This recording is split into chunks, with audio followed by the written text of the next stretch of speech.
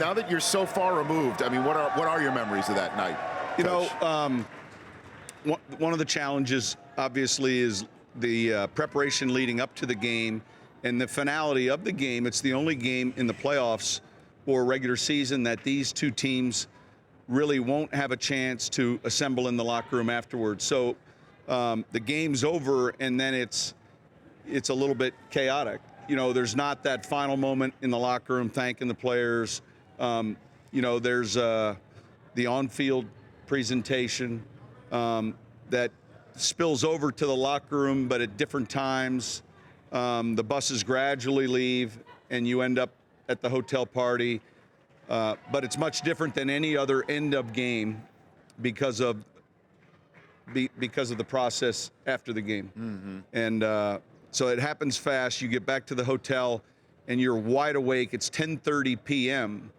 You're hungry, and your night's just beginning, and all your friends and family have been drinking and eating since noon. And then one by one, they tell you, I'm going to the bathroom, and you never see them again because they don't want to deal with the, you're not leaving yet. You know that. Yeah, you didn't want. I They love just that. disappear, and then pretty soon there's one person left. Did you go to sleep that night at all? Yeah, it was late. At 5:45 a.m., we went to sleep, and then, man, in about an hour and a half was up again. You had your press conference, right?